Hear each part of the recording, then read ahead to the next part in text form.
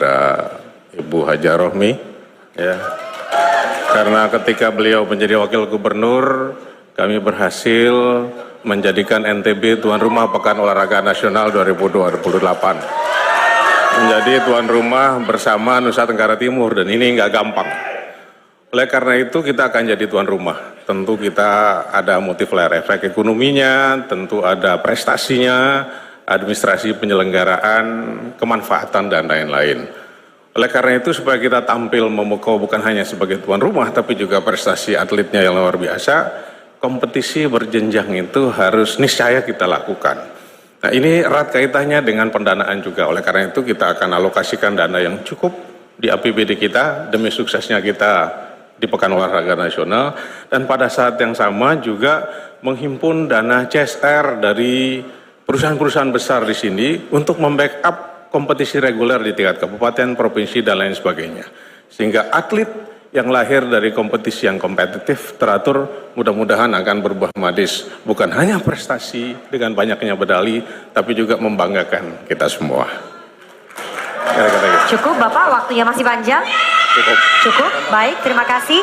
Kami persilakan paslon nomor urut 3 merespon jawaban dari paslon nomor urut 2. Waktu Anda 60 detik dimulai dari Anda berbicara.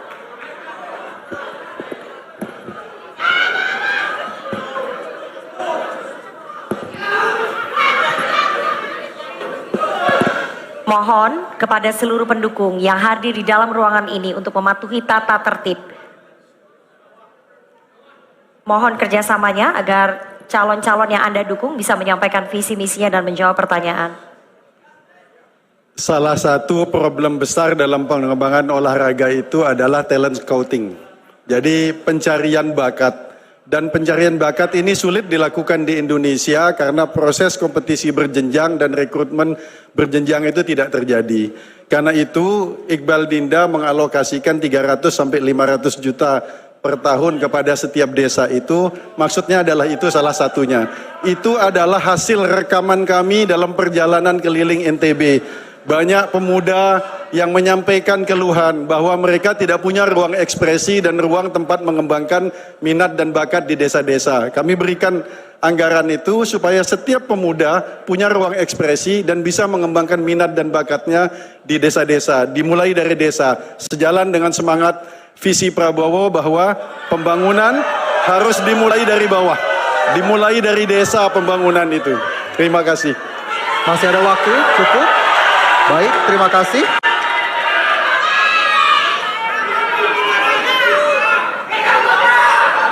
Selanjutnya kami minta kepada paslon nomor urut 1 untuk merespon jawaban dari paslon nomor urut 2, waktu Anda 60 detik. Ya, baik, terima kasih. Kalau pasangan nomor urut 1 Rohmi Firin yang konkret saja. Jadi untuk pembinaan itu kita dorong ke depan setiap desa itu harus ada fasilitas olahraga. Karena sesungguhnya talent-talent atau bakat-bakatnya sebenarnya sangat banyak. Tinggal bagaimana fasilitas itu ada dan kita maksimalkan sehingga penggunaannya betul-betul dimaksimalkan. Itulah mengapa kami memotret segala sesuatu permasalahan itu berbasis desa dusun. Sehingga semua potensi-potensi yang ada, contoh saja seperti kemarin kami baru bertemu dengan Romi, salah satu anak kita yang masuk di dalam tim nasional untuk futsal ya, menjadi juara, dan itu adalah anak Selagi. Nah, di Selagi itu yang namanya anak yang pintar futsal tuh banyak sekali. Nah, dan pasti di tempat-tempat lain juga banyak anak-anak kita yang pintar di bidang-bidang tertentu olahraga ini, dan itu baik, kita waktu Anda habis Ibu. kita fasilitasi. Cukup. Terima kasih. Selanjutnya kami persilakan kembali kepada paslon 2 untuk merespon tanggapan dari paslon 1 dan juga 3. Waktu Anda 60 detik dimulai dari Anda berbicara. Ya, memang ya, dari realitas yang kita lihat, banyak atlet-atlet nasional Indonesia itu berasal dari Nusa Tenggara Barat. Pelari kebanggaan Indonesia lalu Zohri itu dari sini. Oleh karena itu sangat disayangkan kalau gudang pelari sprint nasional itu tidak punya stadion yang memadai untuk lari misalnya. Kemudian voli pantai itu jangankan juara nasional, juara dunianya itu dari NTB. Kemudian petinju-petinju wanita kita selalu menjadi kebanggaan, bukan hanya juara nasional, tapi ASEAN bahkan juara Asia. Oleh karena itu NTB ini memang gudang atlet nasional bahkan atlet dunia, tinggal sentuhan pembinaan dengan dana yang memadai akan membuat pool of talent ini jadi berbuah manis pada waktunya. Baik, terima kasih. Dan selanjutnya kita akan mengajukan pertanyaan yang dibuat oleh tim panelis untuk pasangan calon nomor urut 3. Kami persilakan panelis Profesor Dr. Haji Nuryadi SSM Hum untuk mengambil subtema di dalam fishbowl, dan setelah diambil mohon diperlihatkan ke kamera moderator serta hadirin dan dibacakan subtemanya.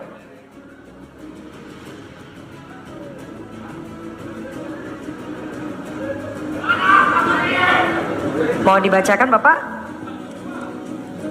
Demokrasi. Subtema untuk paslon nomor urut 3 adalah demokrasi. Selanjutnya kami mohon kepada paslon 3 untuk mengambil kode hurufnya.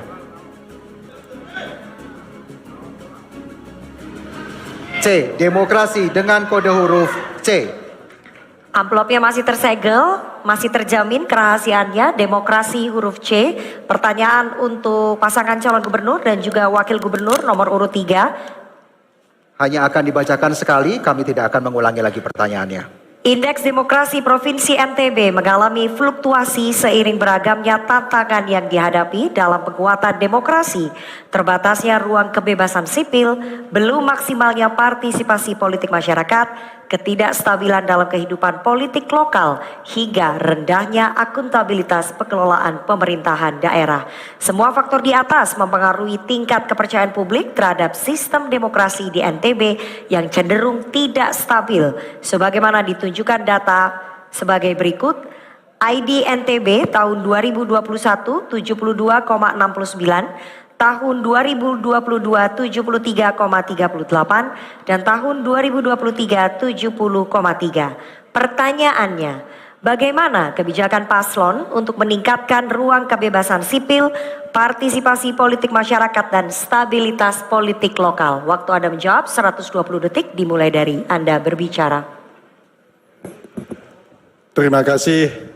Tadi disebutkan ada beberapa komponen dari demokrasi yang dinilai dalam Indeks Demokrasi Indonesia. Salah satunya adalah tata kelola pemerintahan.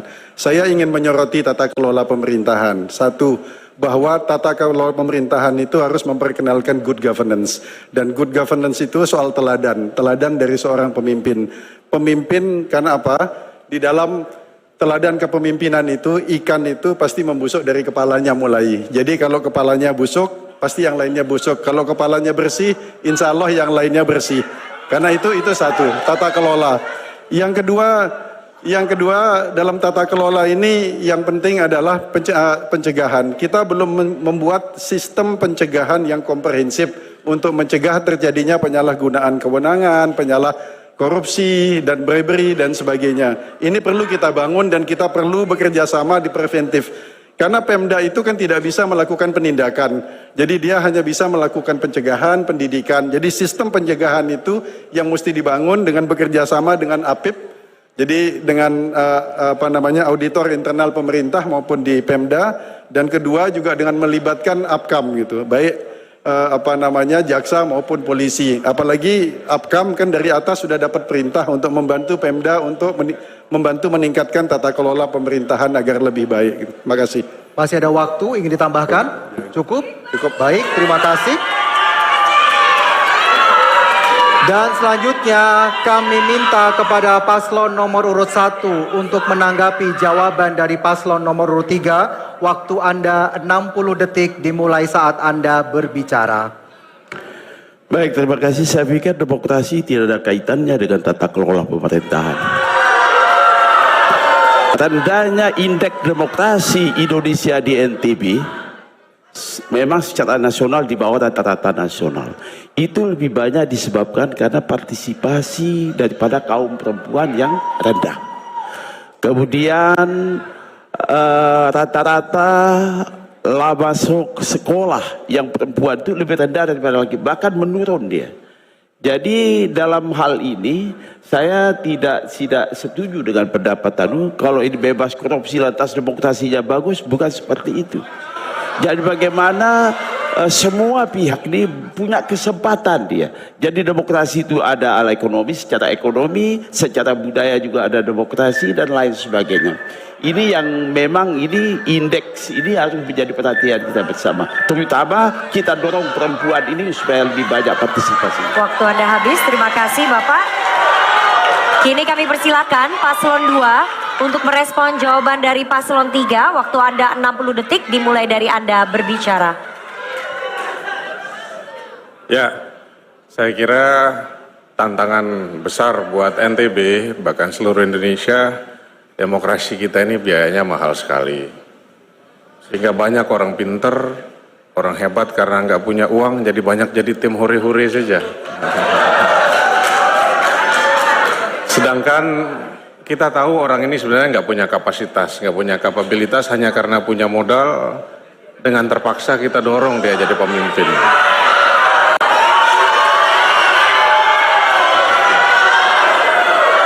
Saya ini NTB ini mungkin Mas Iqbal tahu, Bu Haja Rohmi tahu, pool of talents, aktivisnya banyak. Tapi saya sekali lagi saya selalu mengatakan salut banget itu. The mother of all social problem is poverty. Nah kalau kita masih miskin susah kita bicara demokrasi yang berkualitas. Baik, terima kasih. Waktunya habis. Selanjutnya, sekali lagi kami mohon bisa menjaga ketertiban. Jika tidak bisa tertib, tim keamanan akan mengeluarkan Anda. Sekali lagi mohon kerjasamanya. Baik, selanjutnya kami persilakan paslon nomor urut 3 untuk merespon tanggapan dari paslon nomor urut 1 dan nomor urut 2. Waktu Anda 60 detik dimulai saat Anda berbicara. Terima kasih. Saya nggak tahu kenapa Pak Firin nggak setuju bahwa tata kelola pemerintahan itu bagian dari indeks demokrasi. Karena tadi jelas-jelas dibacakan bahwa itu bagian dari indeks demokrasi. Saya nggak tahu.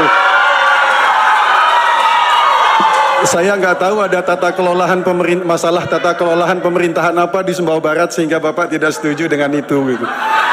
Tapi yang jelas gini, itu sudah clear bahwa itu adalah bagian dari indeks demokrasi gitu. Sehingga kita perlu membenahi itu. Tapi saya ingin menekankan apa yang disampaikan oleh sahabat saya tadi mengenai demokrasi yang mahal. Saya sendiri memakai istilah demokrasi fatigue gitu. Demokrasi kita itu bukan saja melelahkan tetapi juga mahal. Kita harus menyederhanakan pola demokrasi kita itu agar semua orang bisa berpartisipasi di dalam proses demokrasi. Setiap orang bisa menjadi apapun di dalam posisi-posisi jabatan-jabatan publik, apapun status dan latar belakangnya. Makasih. Baik, terima kasih.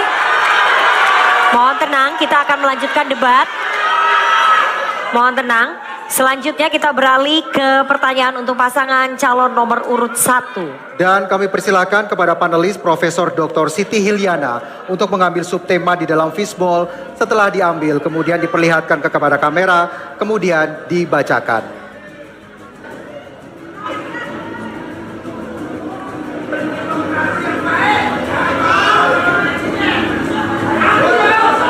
Silakan dibacakan, Ibu. Supremasi hukum. Subtema supremasi hukum. Selanjutnya silakan kepada paslon 1 untuk mengambil kode soal dari dalam fishbowl dan ditunjukkan setelah dibacakan.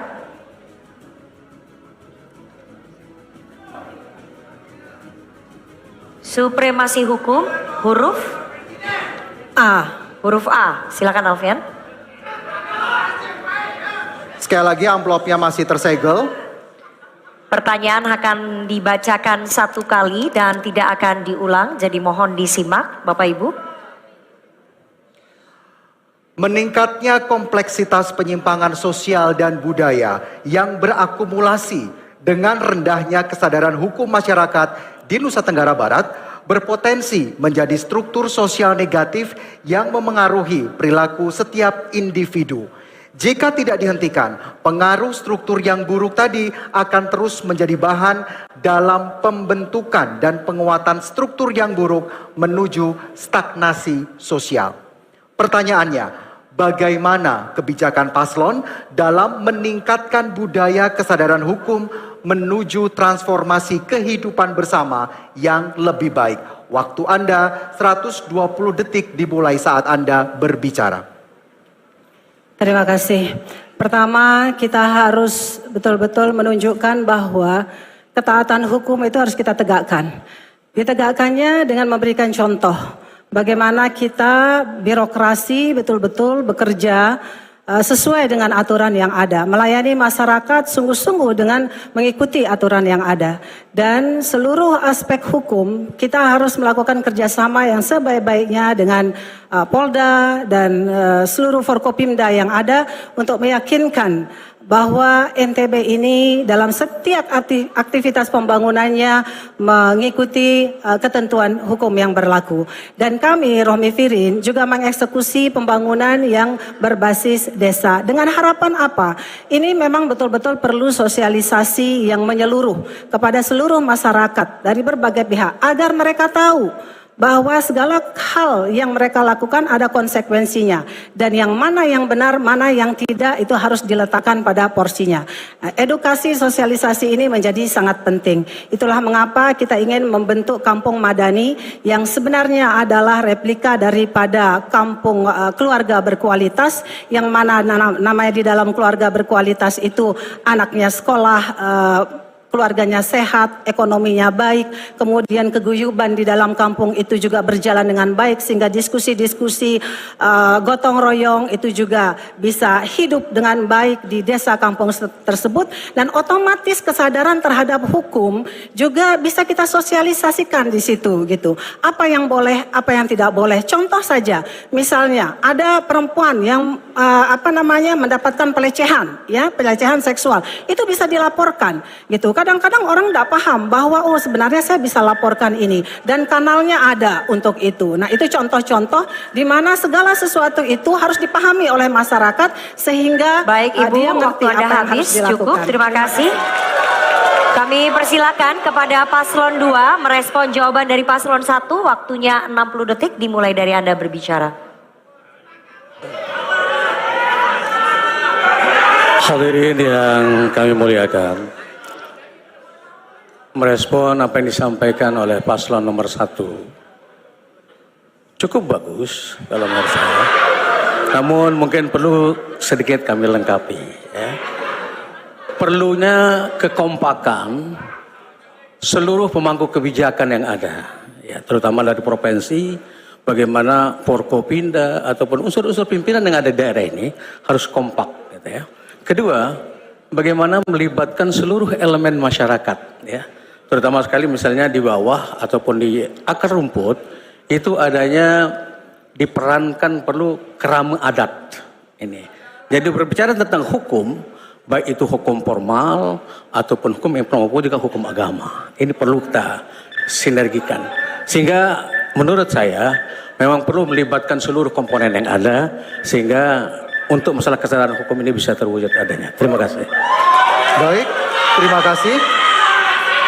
Selanjutnya kami mohon kepada paslon nomor urut 3 untuk merespon jawaban dari paslon nomor urut 1. Waktu Anda 60 detik.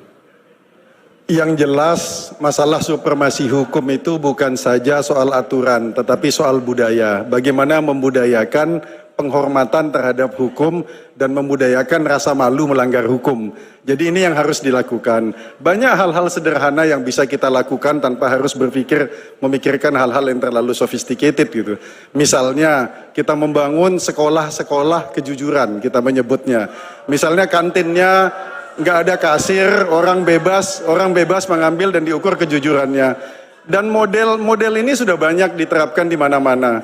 Di pemerintahan, tata kelola juga harus kita perbaiki supaya orang merasa bahwa kalau mereka mengikuti prosedur, mereka bisa berkembang karirnya. Itulah yang kita sebut dengan meritokrasi di dalam tata kelola pemerintahan. Jadi intinya sekali lagi adalah ini adalah supremasi hukum adalah budaya yang harus dibesarkan dan dirawat oleh kita semua. Terima kasih. Baik, cukup. Terima kasih. Kami persilakan kembali kepada paslon 1 merespon tanggapan dari paslon 2 dan juga 3. Waktu Anda 60 detik dimulai dari Anda berbicara. Ya, yang disampaikan paslon 2 dan 3 tidak ada yang salah. Dan memang yang namanya membudayakan masyarakat itu memang bukan seperti membalik telapak tangan, itu seperti mengubah mindset kan. Jadi butuh waktu. Itulah kenapa butuh konsistensi dan memotretnya juga harus pada tingkat yang terkecil, dusun. Kalau kita ngomong tataran itu di tingkat provinsi saja nggak akan selesai-selesai. Tapi kalau langsung kita potret di tingkat dusun, permasalahan itu cepat langsung kita temui masalahnya, cepat diatasi dan awik-awik di desa itu sudah ada ya. Dan itu akan sangat kuat untuk menjaga agar desa itu bisa aman, tentram ya. Hal-hal yang berbau pelanggaran hukum itu bisa diatasi dengan baik. Saya rasa itu. Terima kasih. Masih ada waktu yang ditambahkan? Cukup? Baik, terima kasih kepada seluruh pasangan calon gubernur dan